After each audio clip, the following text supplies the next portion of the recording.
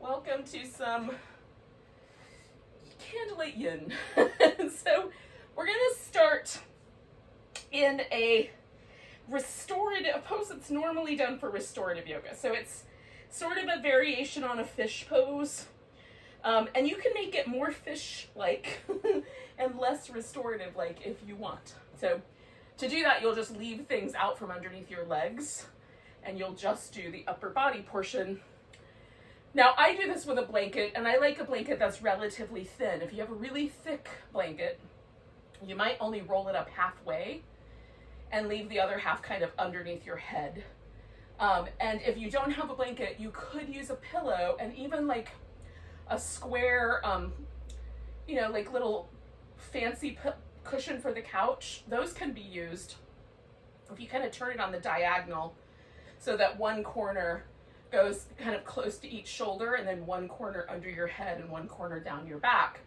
And you just position it so the fluffiest part of the pillow is right around where your shoulder blades are. And that should do the trick. It may be a little different, but close enough. I think it's delightful.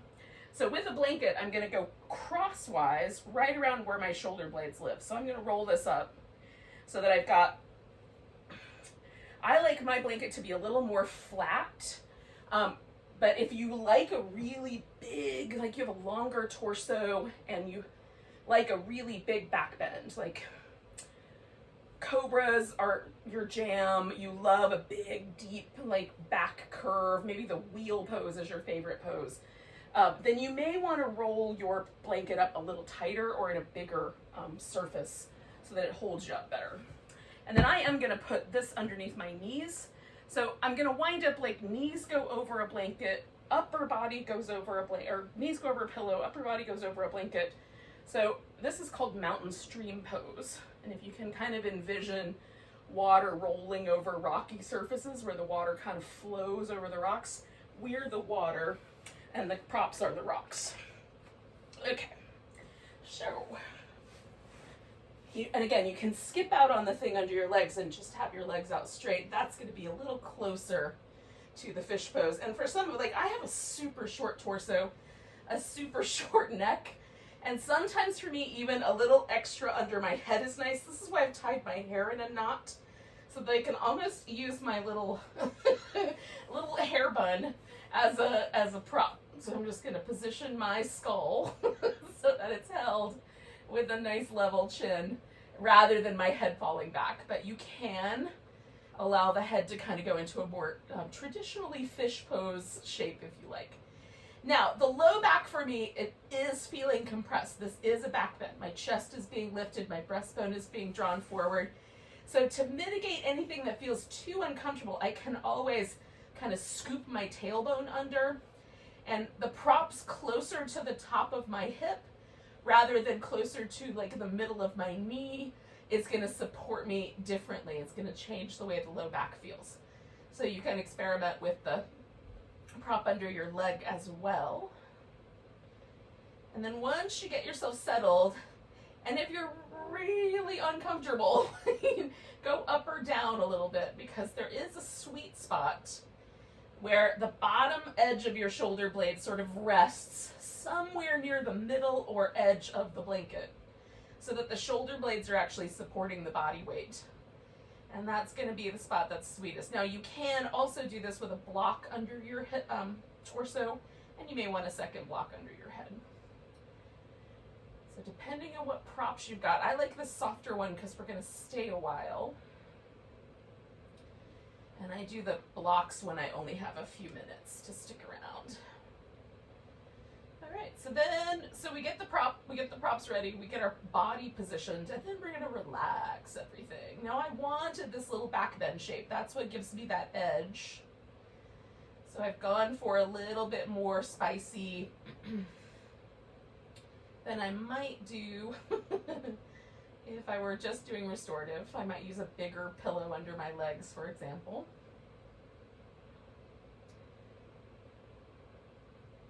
And then you might go for a little more lift in the torso here, the chest. Everybody, spiciness, edginess is subjective. So I've got a little sensation of opening and stretching at the front of my shoulder.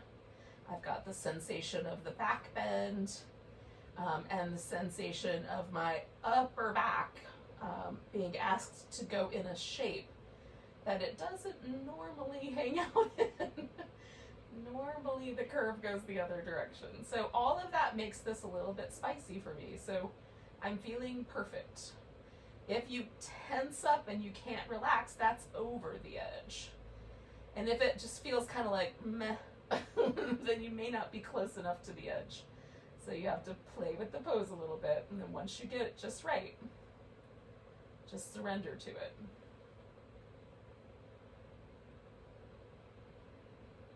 And sometimes for me the edge slides away, like you get everything softens and my body changes and it no longer feels interesting, and then I might change it just a little bit again.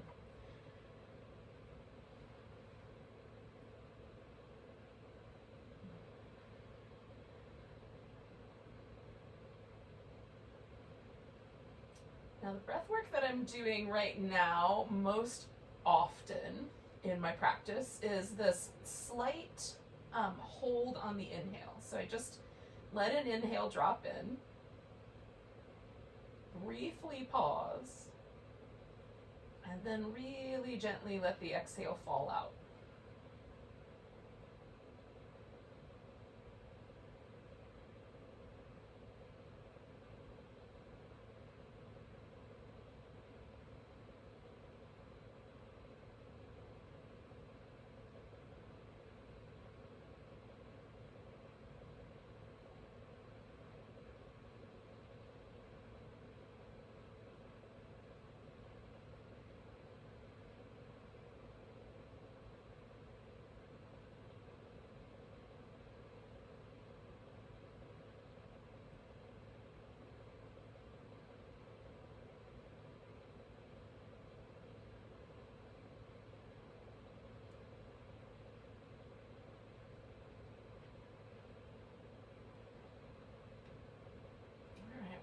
Last minute here, friends.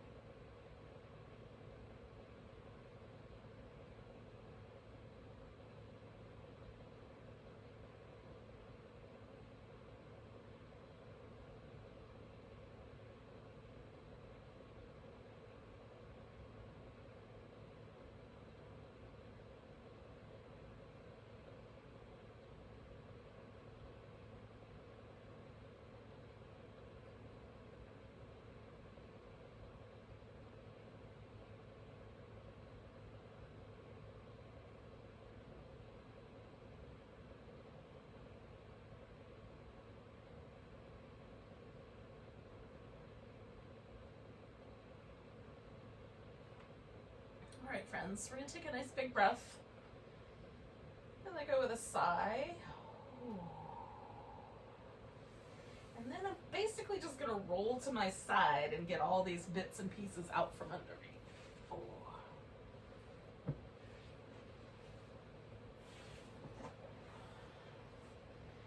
So, once I come back, there might be an initial reaction, which in my case was just groaning. But in any case, in your case, it might be something else. Now, there's this kind of initial feeling that that blanket is still kind of there, like the shape of my back has changed. And this is, I think, a really interesting opportunity to kind of work with the muscles on my upper back. So I'm protracting my shoulder blade. I'm bringing it all the way out to the side and then kind of curling in to flex my spine and then pressing my upper back into the floor. And as I rock back and forth on it, I'm kind of rocking across that area where I had that kind of change, or where the blanket was. And so the magic to me of yin is this kind of long static space where we stay put with minimal movement in a relaxed state, and then maybe add a little bit of movement or do a little bit of something, and that can be whatever you intuitively think it should be. So if you need to move differently, just move in whatever way you want. You can do interpretive dance. You can do some like in and out of other yoga poses. You can also just hang out in the new shape. Technically, that is also something different. Now, we're going to do a spinal twist. And you can do this where you just stack one leg on top of the other. You can wrap one leg around the other, sort of like an eagle pose. Or you can have one leg out straight and one wrapped around, or even do like the cat pulls its tail, where you grab your foot. So there's a couple of possibilities for your twist. Now, you may find that your shoulder and your hip kind of work in a relationship to one another, where you might want some props underneath or in between your knees.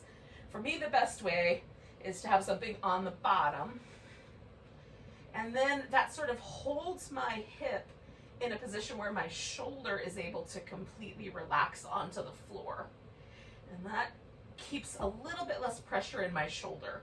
If you want a bigger pull across the shoulder, the chest, the side of your waist, then you might go for a kind of a hover, but just be mindful of it, because shoulders are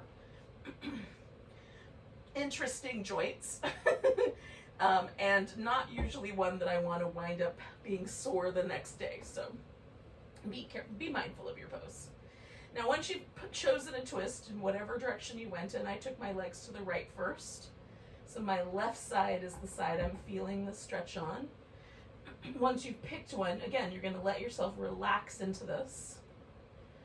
And you can have the arm more out or up. You can have both arms doing the same thing, or sort of more of a Statue of Liberty kind of notion, where one arm is down and one arm is up. They can be like a pair of wings. Sometimes I prefer the arm to be almost more like mountain pose, and that's a more subtle shoulder position. A little less spicy, but it aims deeper into my shoulder as opposed to across the chest. Whereas if I reach my arm out to the side like a wing, that really focuses more on the pectoralis major muscle that attaches my arm bone to my chest.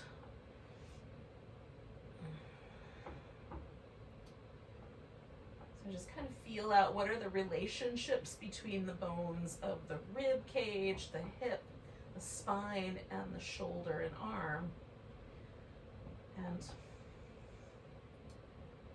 create a relationship you like. And then let go. We're going to stay for about like 2.5 more minutes or so. We're about halfway through.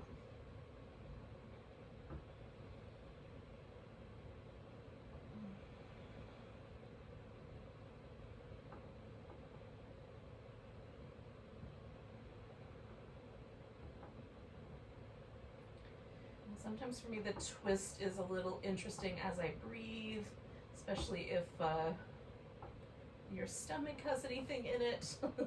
You can back the twist off by changing the position under the legs, like adding more support there, or allowing the shoulder to lean into something else so it doesn't land on the floor.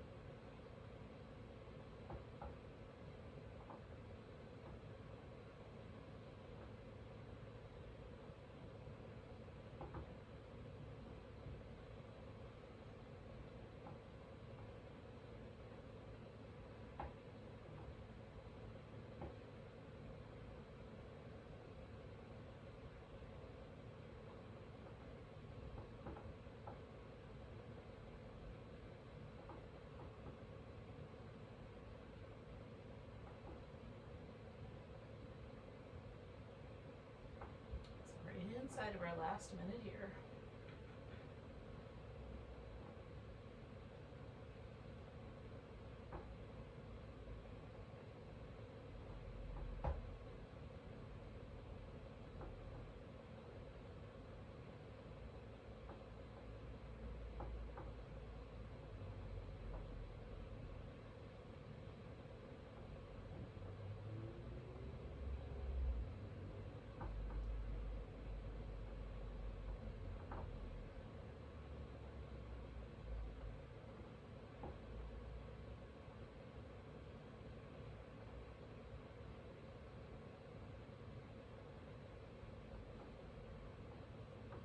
Take a nice big breath. And then sort of gently unwind. So I usually bring my head back to the center, depending on which direction you had turned your head in. That could mean different things. And then just kind of slide back to the middle with the hips and unwind the legs. Now, generally I like a moment before I do the other twist, because right now it still feels like I'm twisting in that original direction. So I want to hang out for a few moments and let fluid move around in my spine so it doesn't feel pinchy on the other side.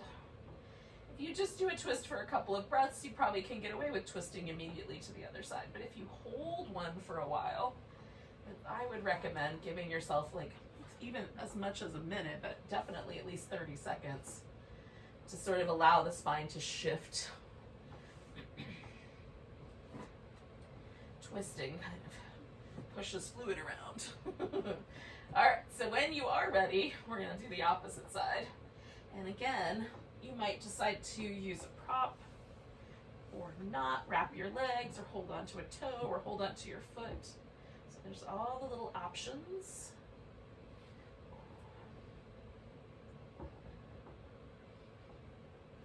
And then once you've kind of settled in with whatever options work best for you tonight, and I like check it, feel, relax. When I might make a little adjustment, check, feel, relax.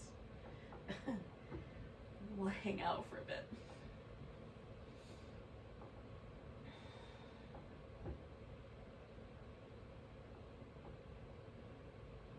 So again, once I get settled, like just come back to that breath work.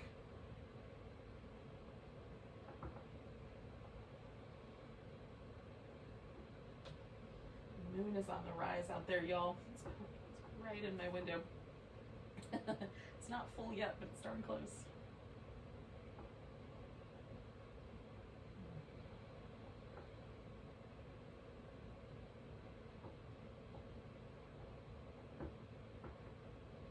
The full moon kind of mucks with your nervous system a little bit. This might be the perfect antidote to just let go, relax. Let yourself concentrate on the breath.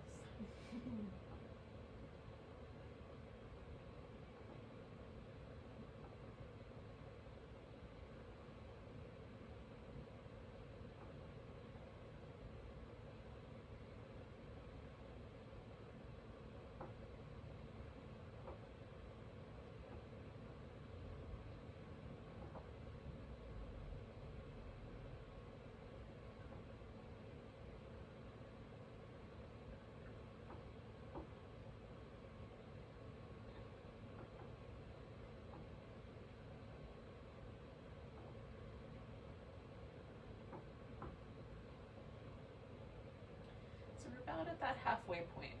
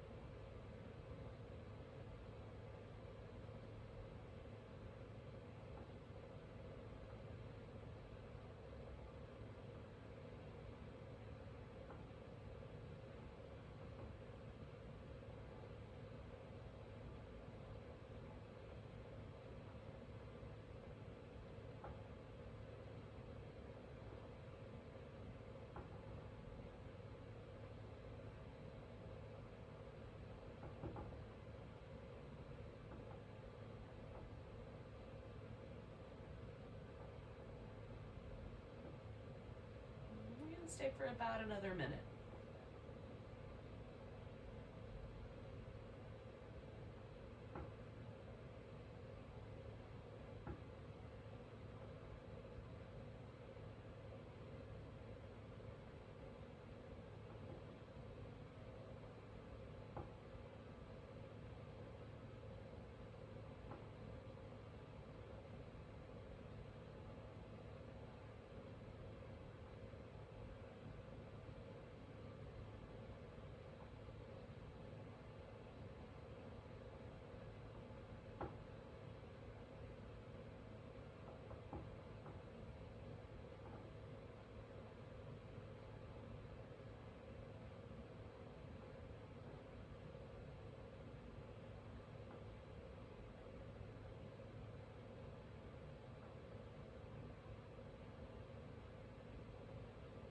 Take a nice big breath, and then gently return back to the center. Now, take whatever time you like to do some movement. If you want to do a more dramatic movement pattern here, this is a transition. So we'll go to sitting from here. So you can decide how you want that to go. If you want to do a little more dramatic movement, this is your time. We'll meet up in about a minute and a half or so. Oh.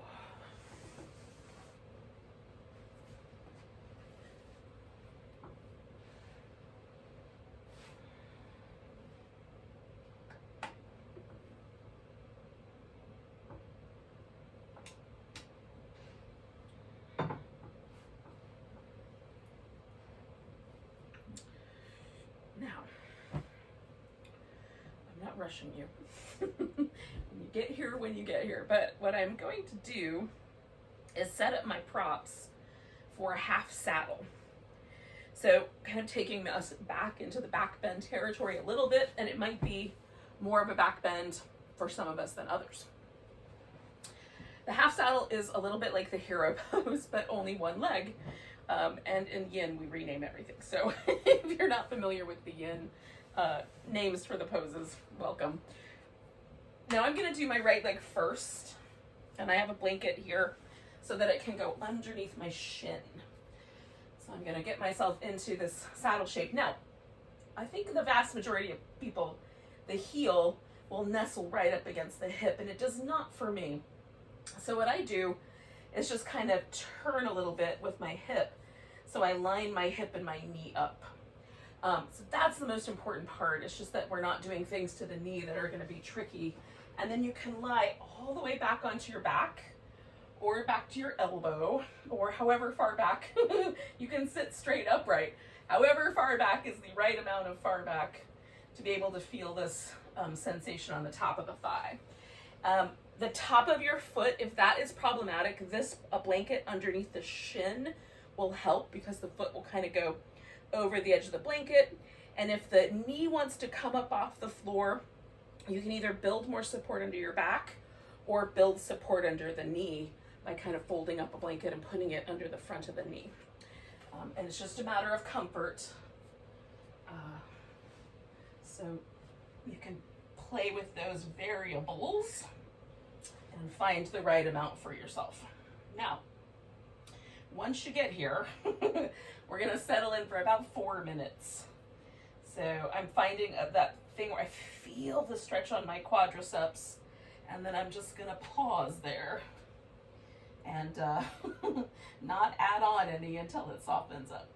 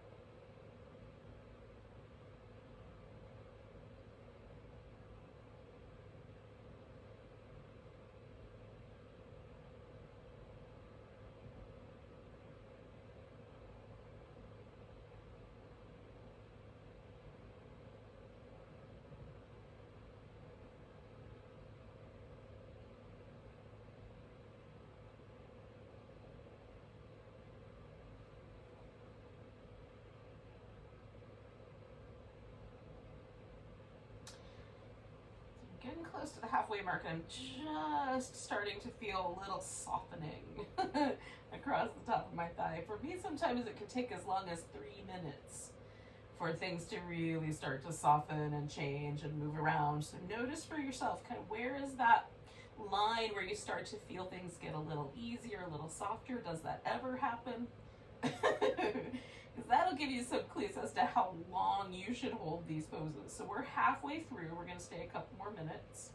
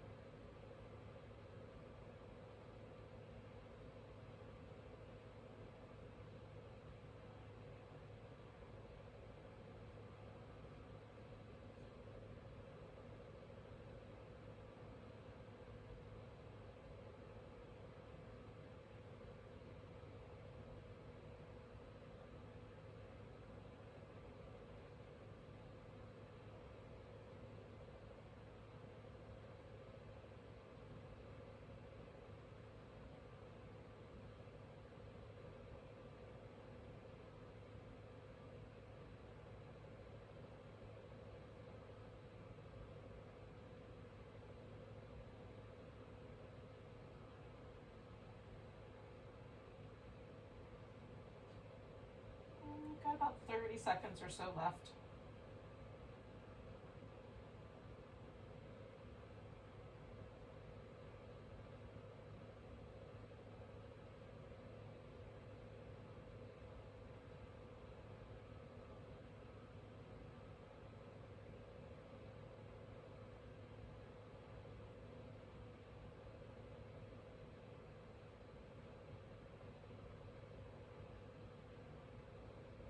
Take a big breath. And then we're going to transition this into the Swan Pose, which would be pigeon in the regular yoga world. And you can do that on your back. You want to roll to your side, bring this leg up, and let that one hug in. What I'm going to do is use this left leg, which is the one that's been straight this whole time, and bend that one. And then I'm going to straighten out the leg that's been bent. So I'm just switching which leg is the bent leg, but keeping this hip flexor in the stretch, right? Sometimes it helps me to have a little something under my hip on the other side. And then if you want more of a back bend, keep your swan a little more upright, gliding softly across the water. Or you can nest in, wrap your swan neck down towards the ground. Keep trying to keep the theme there. In any case, once you're in the shape, and your foot can be really close to you, the angles are all unique. Again, we all have different shapes. You know, we all have like essentially the same joints in terms of like, there's a joint, there's a thigh bone, there's a hip socket, they fit together. But the shape of those, the placement of those, the relationship between those is very unique for each individual person. So you want to work with angles that feel good to you. There's no pain in my knee, there's no pain in my hip joint. This stretch that I'm getting in this hip flexor is interesting but not unpleasant, and the low back is not grouchy. So those are the kind of angles that I work with. If my foot goes to sleep, it's usually because I'm laying on this nerve in this inner thigh, so if I just lift myself up, that will usually solve that problem.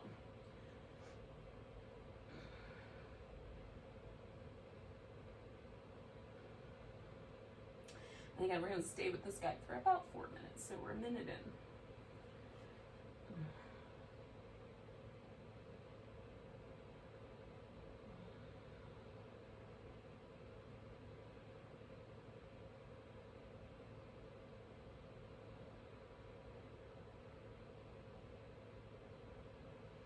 And again, I've just returned to that breath work now that I'm settled in.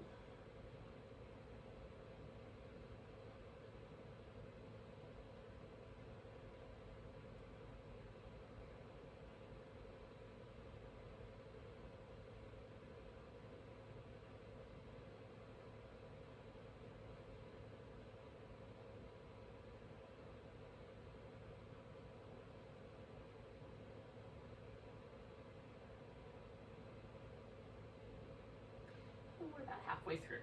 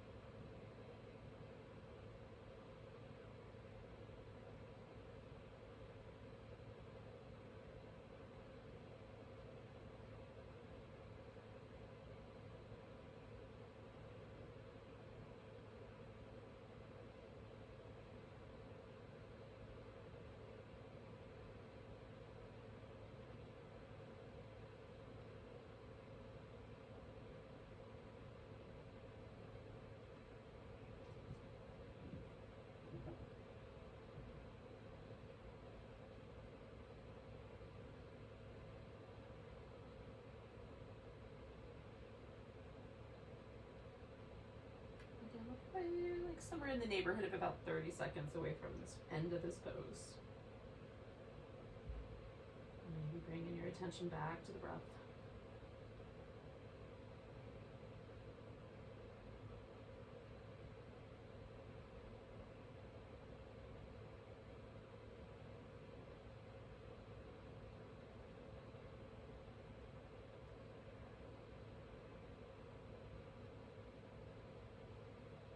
Take a nice big breath.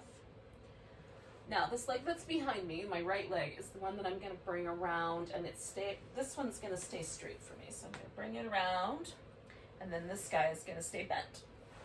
Now, you have two choices. One choice is to kind of go more narrow down the center line, and that's a half butterfly. That's going to get us a little more into the hamstrings.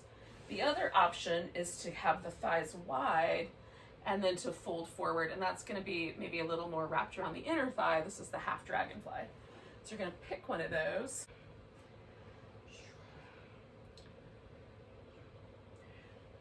Now you could kind of play with this a little bit and do, for part of the pose, do a side bend with really either option. I'm going to go for the half dragonfly, but it could be either one.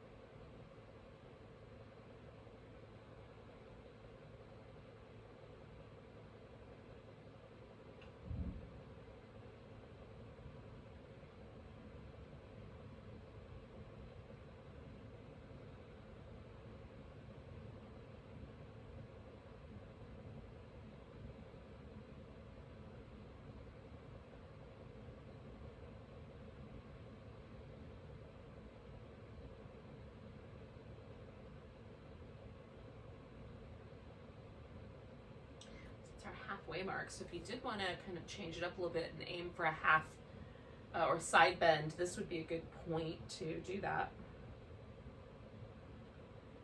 It may also just be the point where you sort of tune in and check in.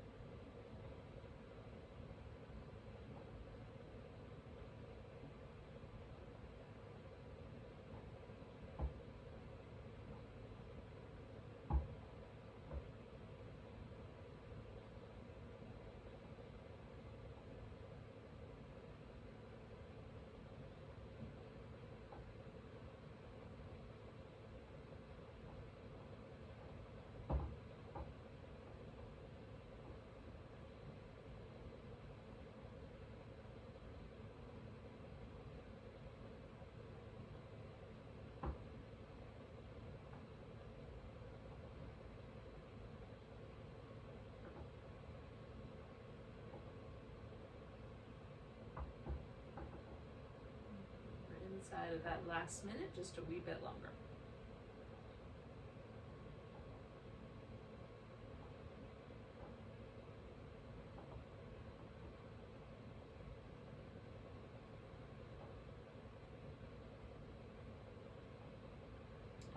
Take a nice big breath, hold that air in, and come all the way up. Oh, now I'm gonna lean back a little bit and then straighten out the bent leg and give everything a little bit of movement. Because that leg that was bent is gonna become my new saddle leg. So I'm gonna give it at least a minute. Might even stay a little longer before I go into that pose. I'm gonna set it up, but I'm not going there right away.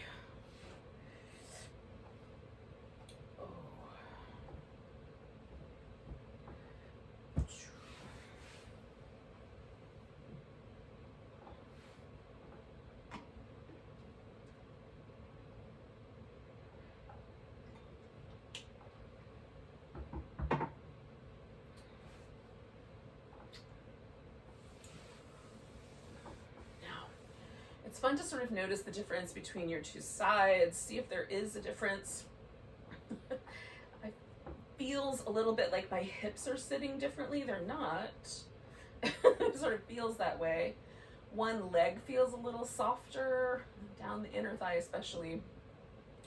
But even I think the relationship between my shoulder blades, my side waist, that feels really different on left to right. So it's kind of fun to me to check in and see what's happening. So we're gonna do the other side, starting with the half saddle.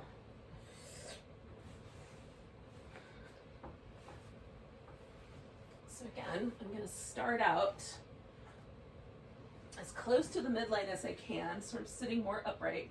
And again, you can roll more toward your side, even laying on your side, and hold it onto the foot if that's gonna work better for you. I wanna find just that beginning stretch down the quad, and then hang out with it for a little while. And right now I've got a little stretch there, so I'm waiting, and then I might deepen it again, kind of lower down like I did last time. But I kind of crept into it last time, and similarly on this side, I'm gonna creep in.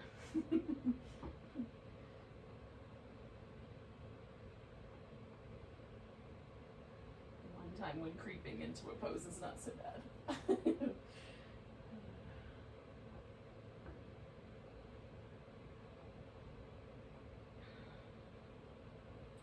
I'm feeling like a little bit of a relaxation now around my shin and my knee, and around the kind of area where the connective tissue goes over the front of my legs. So starting right around there is pretty much all connective tissue all the way down the knee.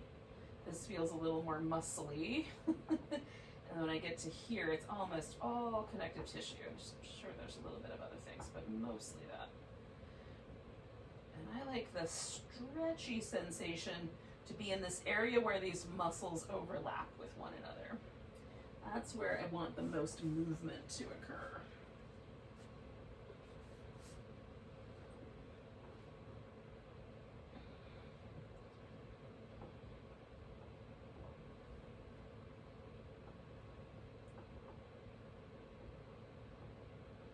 About halfway in.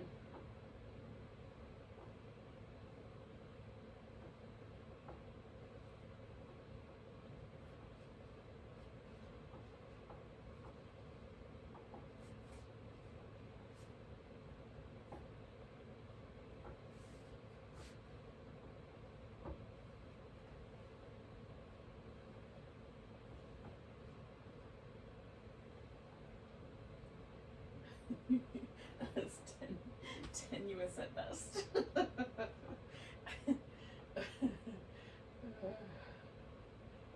I try to make the furniture around me work for me as a yoga prop, but I am not always successful. We are inside of our last minute, friends.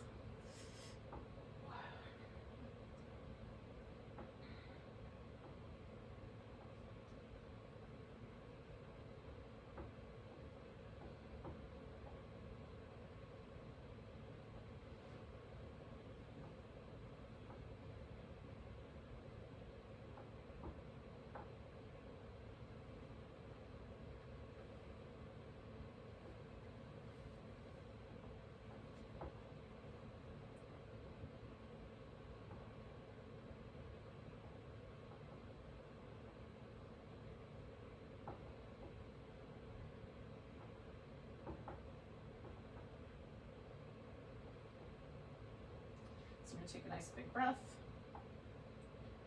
And then we're going to transition this into our swan. And again, you might be doing the swan on your back. You might be doing the swan in this kind of more traditional sense of the way the pigeon sort of shakes down.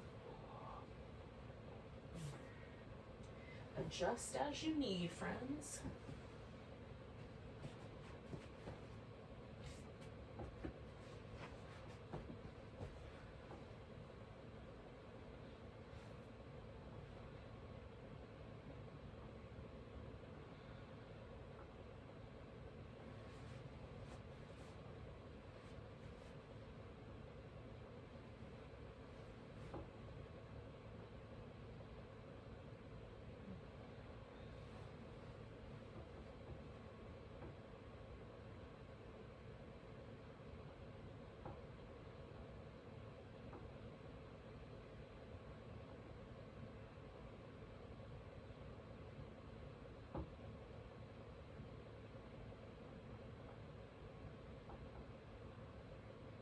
Once you sort of get settled in, just come back to that kind of notion of the breath work, whatever breath work works for you. The one that I'm doing with the little bit of a pause, or one of your own devising.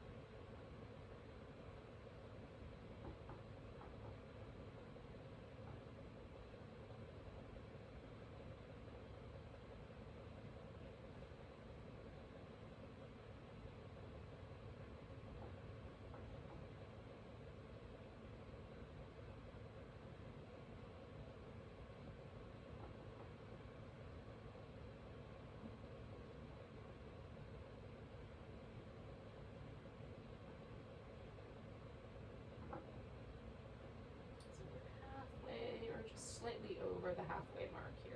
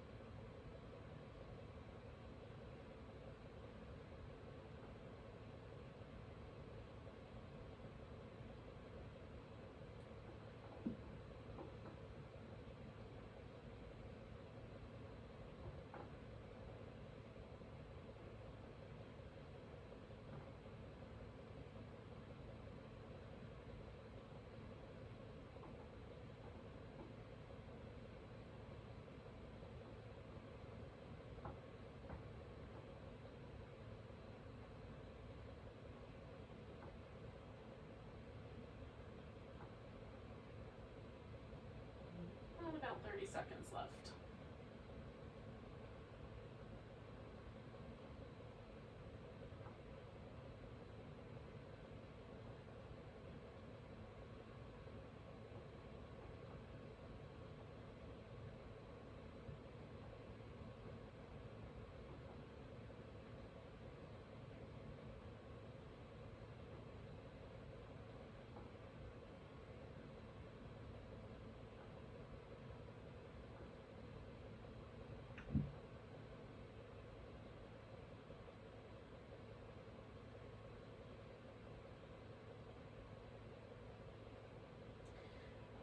So we're gonna take a nice big breath.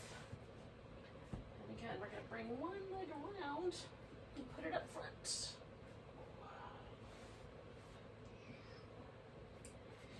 And you might, again, go more down the center line if you want that to really kind of target the back of your thigh. And if you want a little bit of inner thigh, maybe a little bit of hamstring too. Sometimes for me it's both. Then we'll do it this way.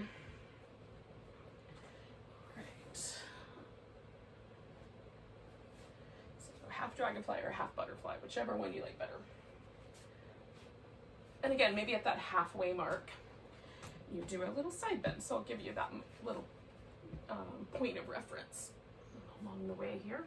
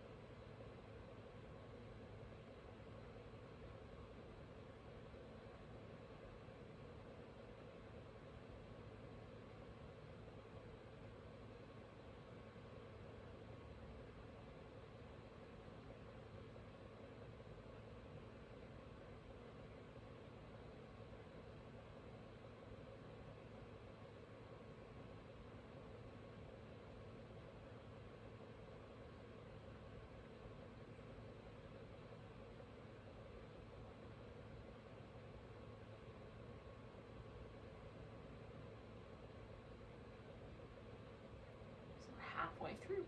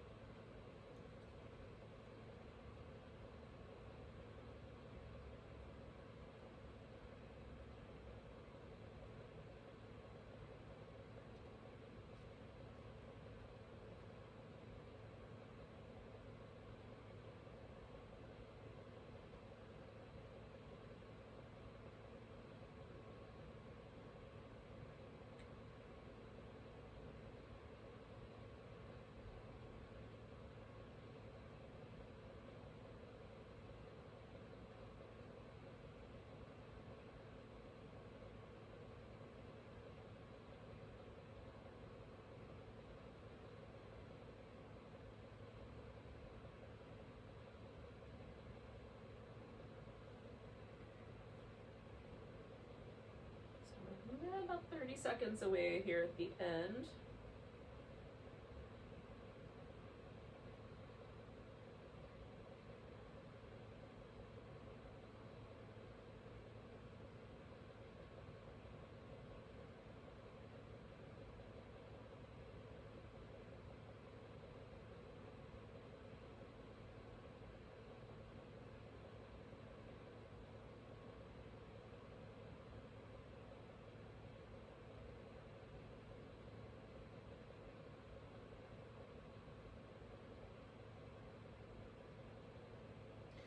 So when you're ready, you're going to take a nice big breath and unwind your pose.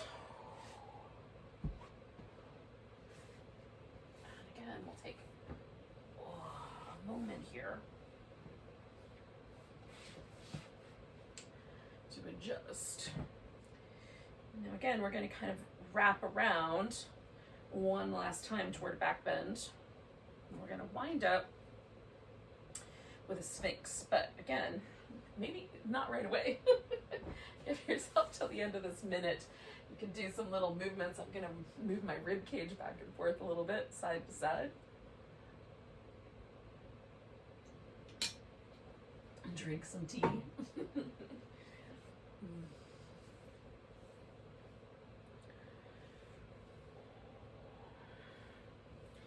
Now we're going to do a little sequence, a frog and a shoulder stretch. And the shoulder stretch involves sort of rolling backwards and stretching the front of the shoulder.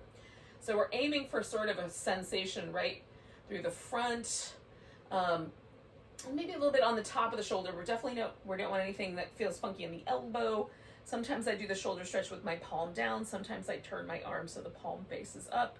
So you can experiment with that. When we get there, it'll make more sense. But the arm is going to go out to the side.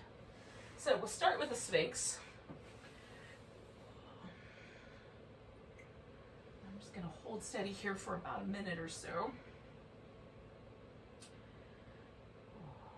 And just let myself relax into that shape. Get rid of any tension from my low back and that sort of jazz.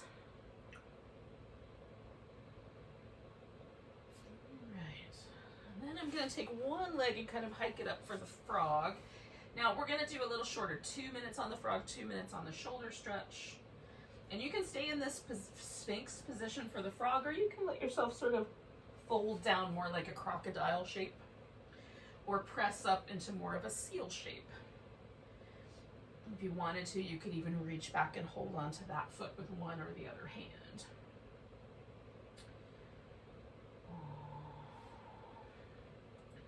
Some of us, again, like with the saddle, some of us might need to lay more on our side. Maybe the hip's not going to settle into the center. So just adjust the angles appropriately for your hips.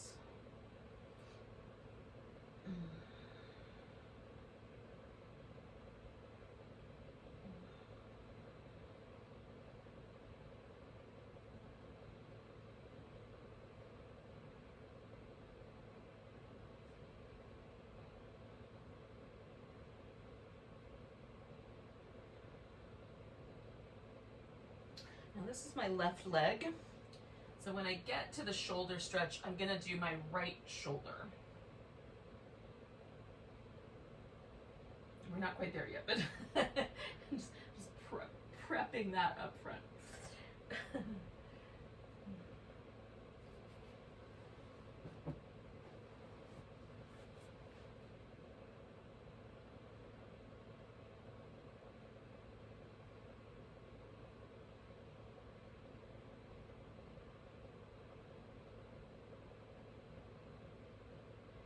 I also like to have something to rest my head on, so I brought this little pillow over it. You could use a yoga block or a folded blanket also.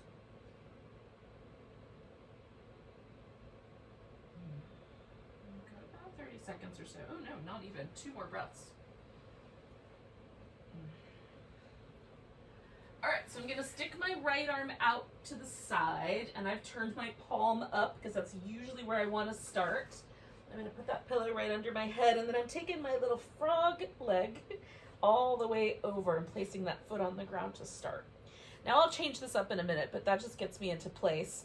Then I'm lifting and adjusting my arm bone, finding a shoulder stretch that feels like it goes through the top of my shoulder, the front of my shoulder, but doesn't cause any numbness or tingling in my fingertips, and doesn't cause any trouble for my neck, okay? Now this arm can go around your back if you want. You can lay it down the side. I usually use it like a little kickstand, and then I straighten out both my legs and kind of let them hang out in space. So you can choose kind of some of the little parameters. And we'll hang with this guy for a couple minutes.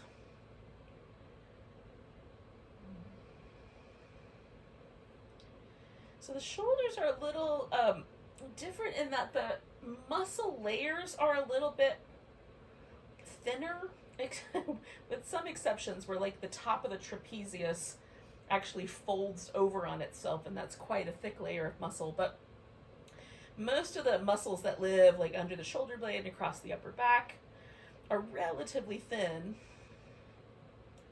and not as like densely packed in. Like the hip, if you, depending on which angle you look at, you can have as many as 8 layers of muscle stacked on top of each other in the hip. So it's pretty dense.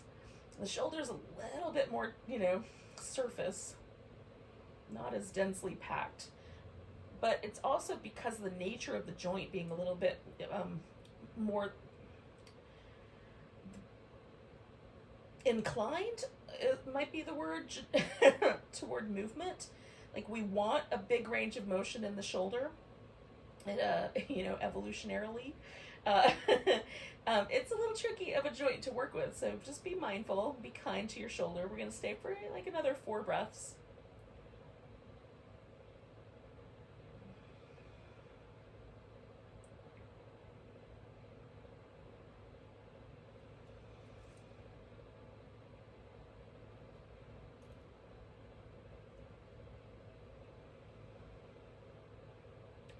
I'm going to take a big inhale. And then I'm going to unwind this pose. Give my shoulder a little rinse just by adding some movement there. And then I'm going to get myself into my frog on the opposite side. And again, you can sort of melt towards the floor. You can prop up on your elbows. You can prop up on your hands. Whatever version of the frog is better is better for you.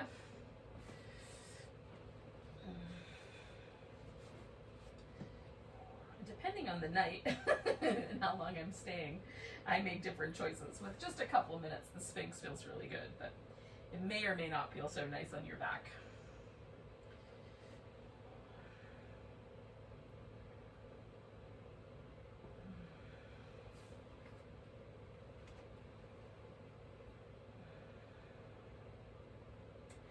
I'm trying to relax through the front of my left hip, which is this leg right here. I'm just trying to let that hip really sink into the ground. And then I see if my pelvis wants to sort of level itself a little bit more. It will only go so far. Again, shapes of joints will determine a lot here.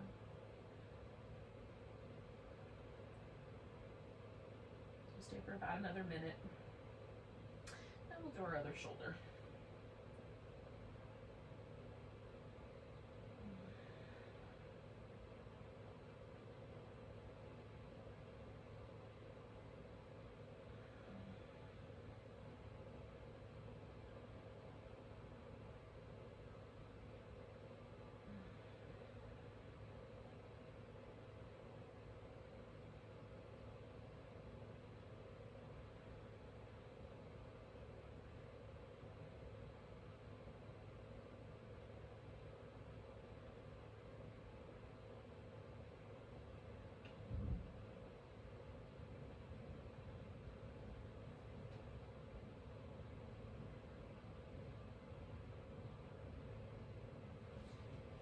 All right, friends, we are going to go into that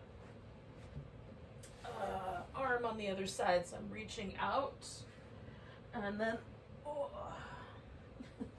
going to flip myself over, and again, make adjustments to my arm bone, my head position. Play with it until I like the way it lands.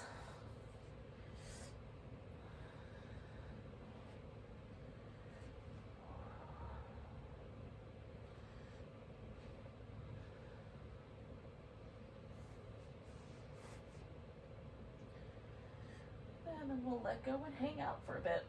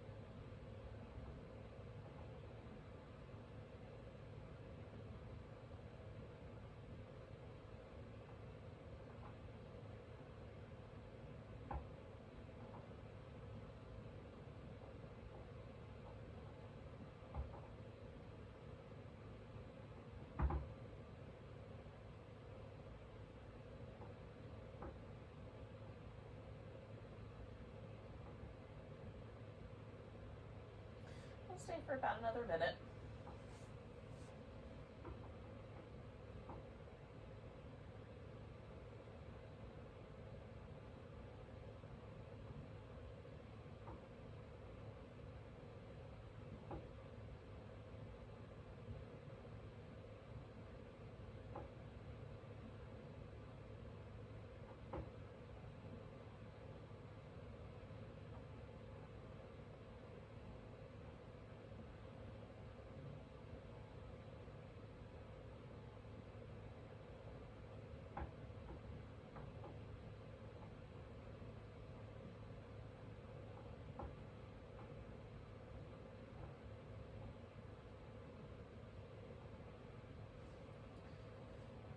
Yogis, we'll take 2 more breaths.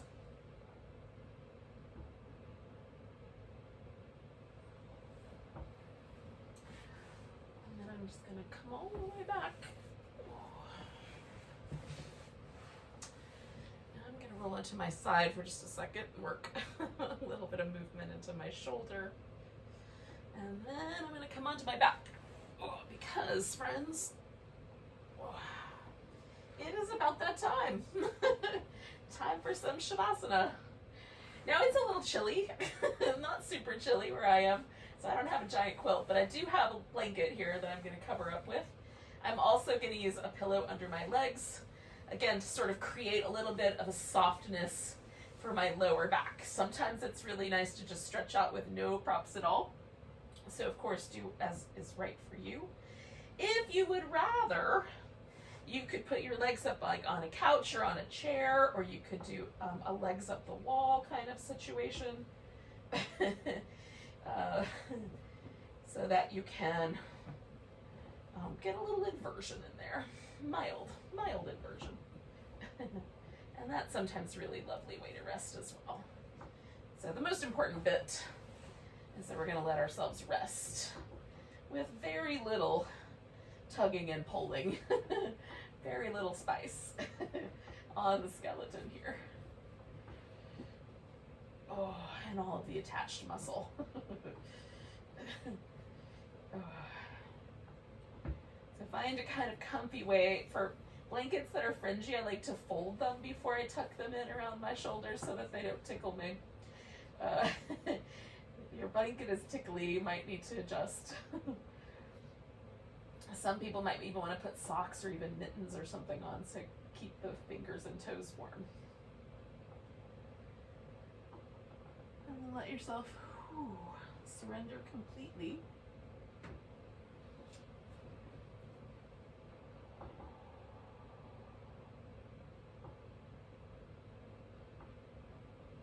And I start at the top of my head and I just check in with all the muscles in my forehead, the temple area. I have a kind of sneaky place where tension lives, like right around the top of my ear. So I almost always check in right there and make sure there's nothing that I'm doing to grip with those muscles. Make sure my jaw is relaxed and my teeth are slightly parted, my lips a little bit soft. Let the eyes relax a little deeper into your eye sockets.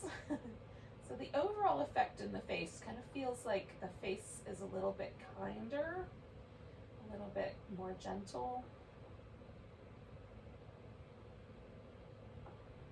And then take that same approach with the shoulders, letting the upper back completely soften and the chest. Let your heart rest in the little nest of the rib cage.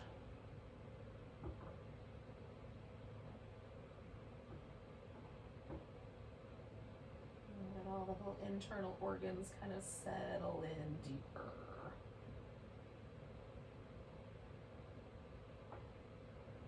Relax the palms of your hands. And let the legs rest heavy. Relax the soles of the feet.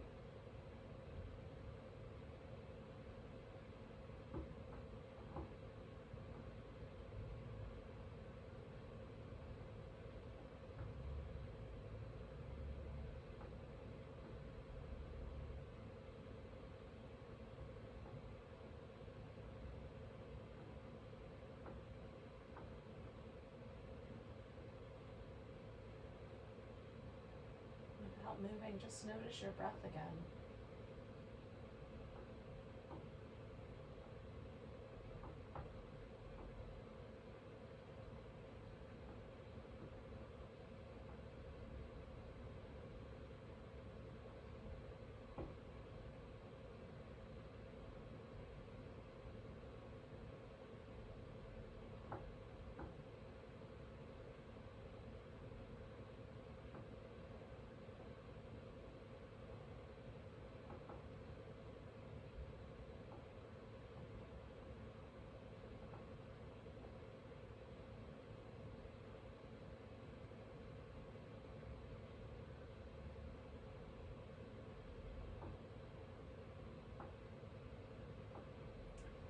Now yogis, take a breath nice and deep, maybe all the way to your toes.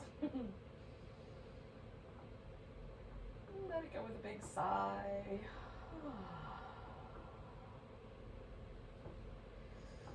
And then as you're ready, you can stretch and move around.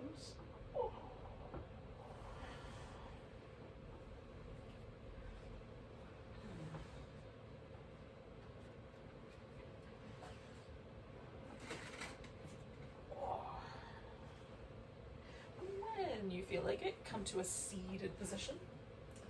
And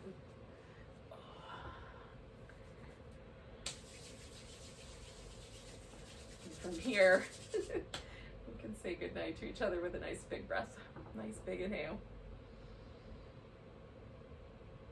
And then let go. Thank you so much for joining me for some yin. Namaste, friends.